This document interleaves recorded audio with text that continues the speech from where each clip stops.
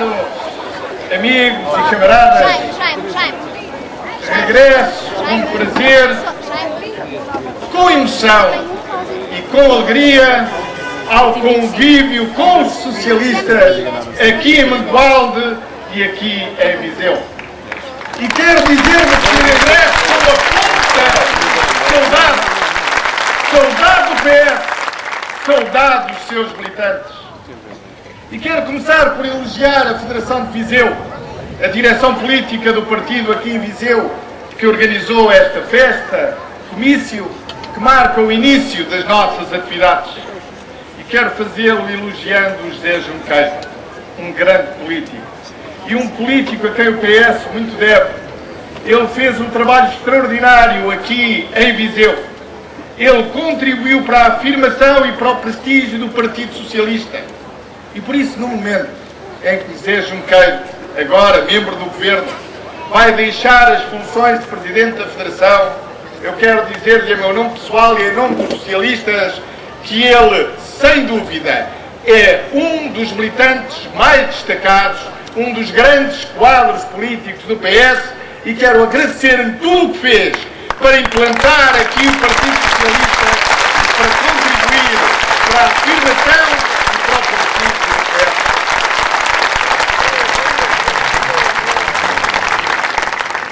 E venho aqui a esta festa em Mangualde e quero também fazer o elogio do Presidente da Câmara. Porque ele é não apenas um dos mais jovens presidentes das câmaras municipais de todo o país, mas ele é também um dos quadros políticos mais promissores do Partido Socialista.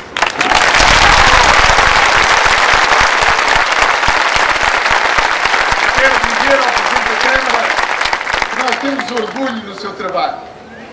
Tenho acompanhado o trabalho que tem desenvolvido aqui em Mangualde e quero felicitá-lo. Não apenas pela parceria com o Governo na construção de novas escolas, na construção de unidades de saúde, mas principalmente por aquilo que fez para desbloquear um problema antigo que permite agora o alargamento da fábrica Citroën e permite que um novo modelo da Citroën seja construído aqui em Mangualde e que mais de 300 pessoas possam ter emprego.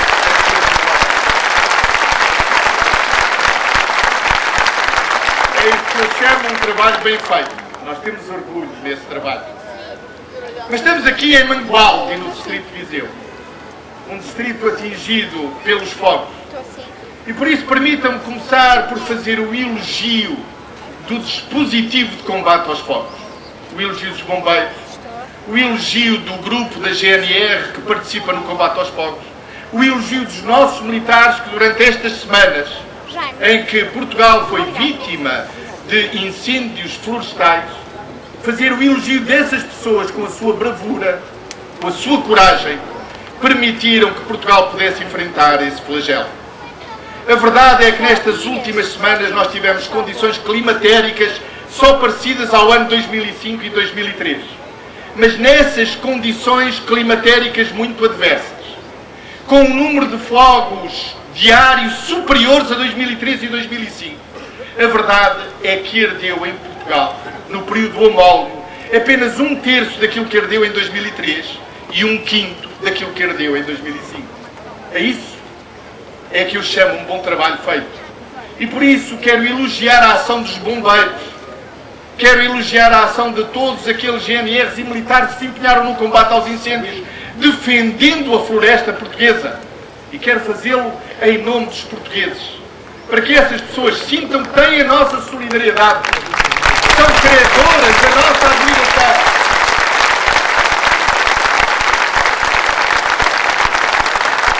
E quero que saibam, todos eles, os bombeiros que continuam empenhados no combate aos incêndios, que têm atrás de si o povo português.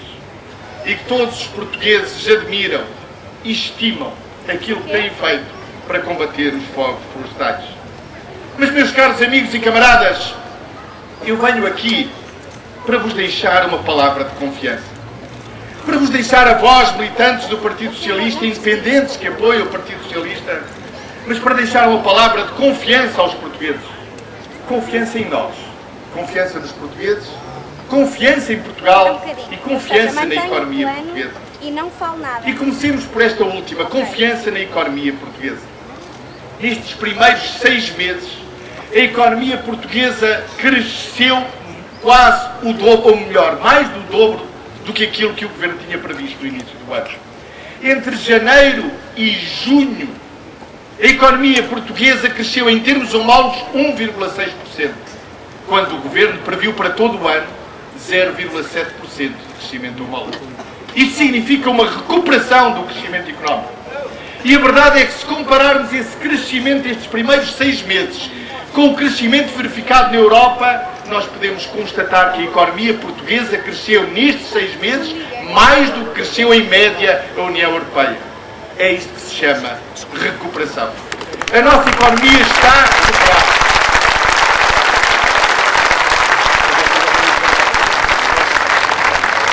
A nossa economia está a recuperar. Crescemos mais do que aquilo que o Governo previu, o que mostra também a precaução e a cautela com que o Governo elaborou o seu orçamento.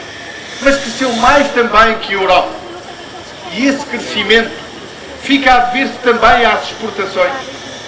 As nossas exportações em Portugal, no primeiro trimestre, cresceram 10%, mas no segundo trimestre cresceram 12%. O que significa uma recuperação da atividade económica e, em particular, a atividade económica mais importante para a economia portuguesa, a atividade exportadora. E esses que se empenharam nisso, esses empresários, esses trabalhadores que deram o seu melhor dia a dia pela recuperação da economia portuguesa, eu quero dirigir uma palavra de confiança e de encorajamento. A verdade é que a economia portuguesa recuperou e recuperou com o esforço das empresas, com o esforço dos trabalhadores, com o esforço dos empresários. E é por isso que estes resultados, que são resultados animadores para a economia portuguesa, devem ser sublinhados como uma progressão muito positiva na evolução da nossa economia. Cresceu a economia, cresceram as exportações. E pela primeira vez desde 2008, desde que a crise internacional começou, o desemprego no segundo trimestre não subiu, estabilizou. É certo que o desemprego, a taxa de desemprego, não desceu ainda, mas não subiu. Manteve-se igual à taxa de desemprego do primeiro trimestre. Isto é a primeira vez que acontece desde 2008. Isso é, sem dúvida, o primeiro sinal que o crescimento do desemprego está finalmente a abrandar. Por outro lado, o número de portugueses inscritos nos centros de emprego, os portugueses inscritos no Instituto de Emprego e Formação Profissional, o número de pessoas desempregadas não tem parado de descer desde março deste ano. Desceu em abril, desceu em julho, desceu em julho.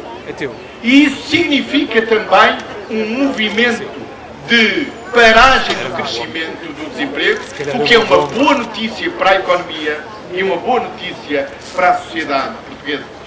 E se olharmos para os mais diversos indicadores, eles continuam a dar-nos impulsos positivos para a nossa economia.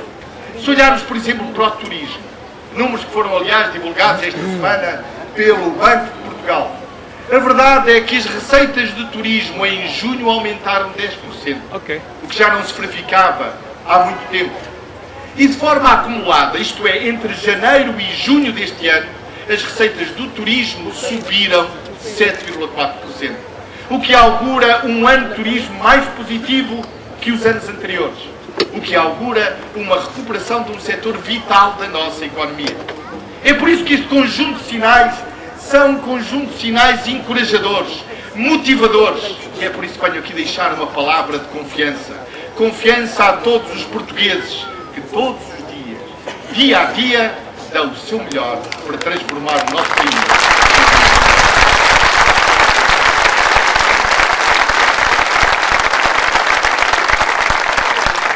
Confiança na recuperação da economia, mas também confiança nas contas públicas.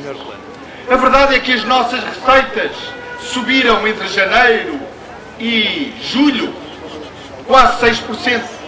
5 pontos acima daquilo que tínhamos no nosso orçamento. De 10 minutos. E as despesas continuam abaixo do padrão de segurança, o que garante ao país um progresso na estabilização e no equilíbrio das nossas finanças públicas. Isso significa que o caminho para o equilíbrio das finanças públicas, que resulta de um déficit excessivo que tivemos no ano passado, porque tivemos que ajudar as empresas e as pessoas a enfrentar a crise, esse caminho de sustentabilidade está a ser prosseguido.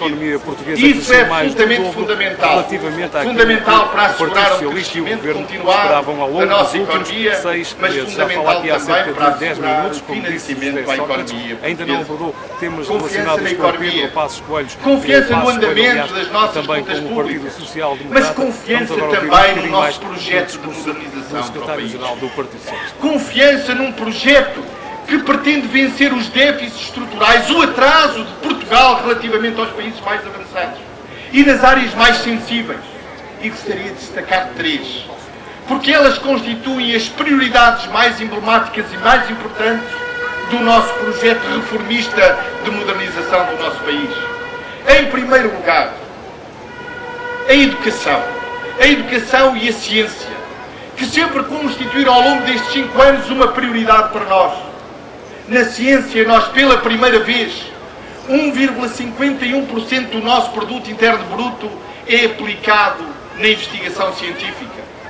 Toda a minha geração ambicionou que apenas 1% fosse gasto em ciência, pois agora estamos a gastar mais do que isso, a investir mais do que isso, e estamos a fazê-lo de uma forma mais acelerada que todos os países europeus.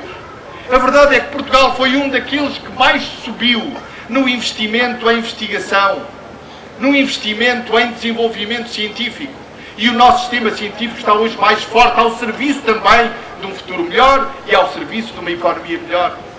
Nós temos hoje mais investigadores por cada 1000 ativos que tem a média da União Europeia. Isso deveu-se a um esforço continuado de investimento na ciência.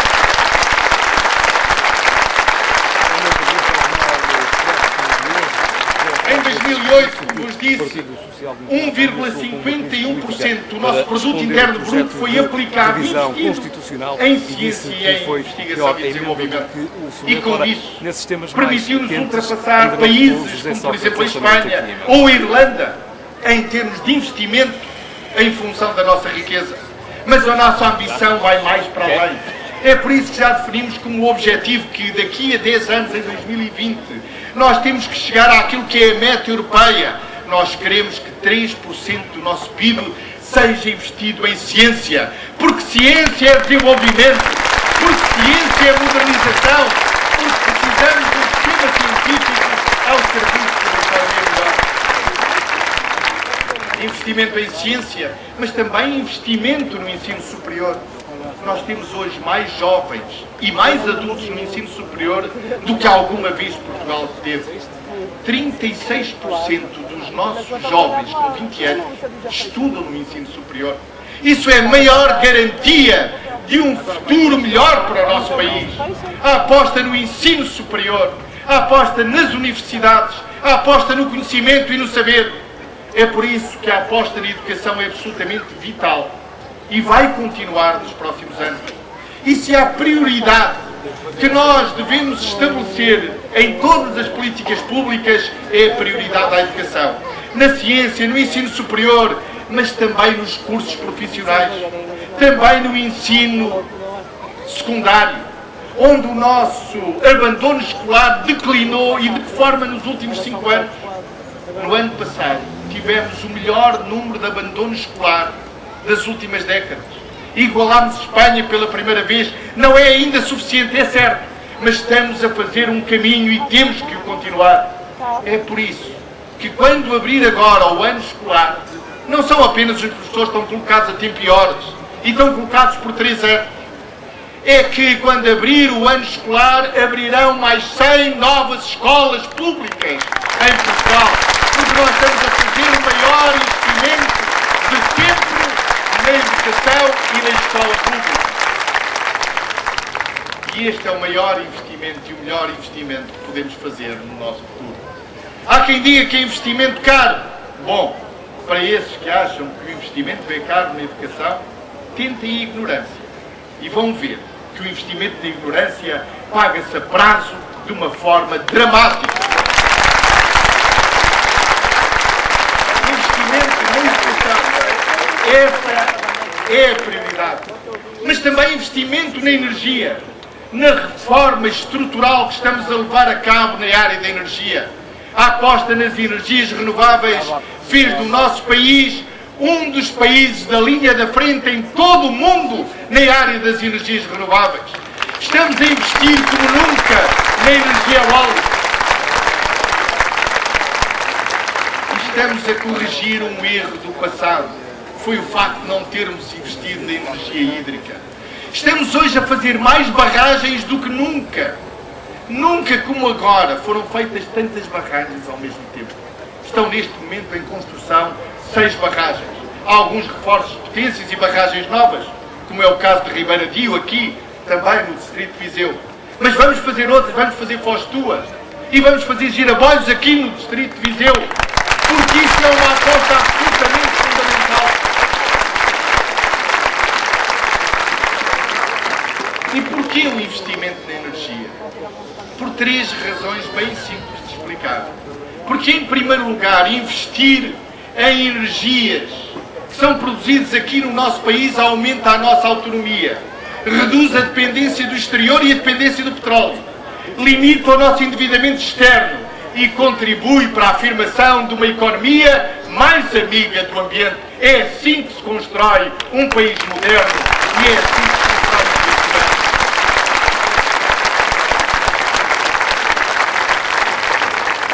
Prioridade à educação, prioridade à reforma na área da energia, mas prioridade também à nossa agenda digital, ao nosso plano tecnológico.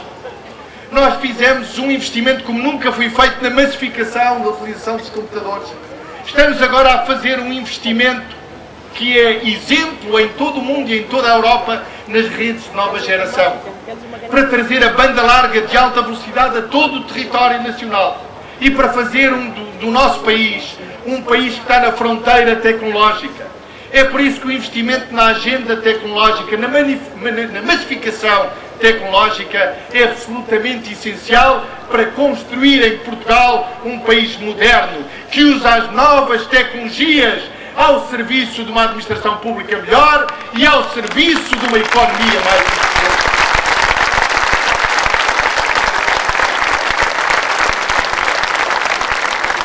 Espero, camaradas, que tenham notado que eu não vim aqui fazer um discurso vazio, cheio de slogans. Vim aqui dar-vos conta daquilo que são as nossas prioridades.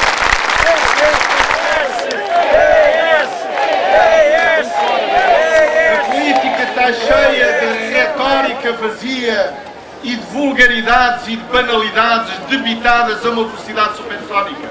Eu vim aqui dar-vos conta de quais são as nossas prioridades políticas. E elas são a recuperação da economia e do emprego. Essa é a nossa principal aposta. É também uma aposta na consolidação das nossas contas públicas, porque elas são absolutamente fundamentais para sustentar o nosso crescimento e para que o nosso crescimento seja um crescimento que não seja interrompido. Mas também um projeto de modernização. Um projeto de modernização na área tecnológica, na área da energia, na área da educação e também na área da saúde. Onde é que estamos a investir o dinheiro dos portugueses? Estamos a investi-lo construindo novas escolas. Estamos a investi-lo construindo novas barragens. Estamos a investi-lo construindo novos hospitais.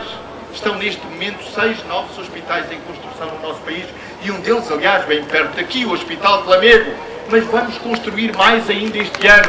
Vamos construir o Hospital de Vila Franca de Xira, o Hospital de Todos os Santos, o Hospital do Algarve, porque nós queremos um Serviço Nacional de Saúde moderno, à altura do seu tempo e em condições de prestar os melhores serviços de saúde a todos os portugueses. Este é o nosso projeto político. E deixem-me dizer-vos o seguinte: o dever de todas as lideranças políticas, o dever de todos os responsáveis políticos é fazerem aquilo que eu estou a fazer, a apresentar as suas propostas, as suas ideias, o seu caminho. Afinal de contas, o caminho.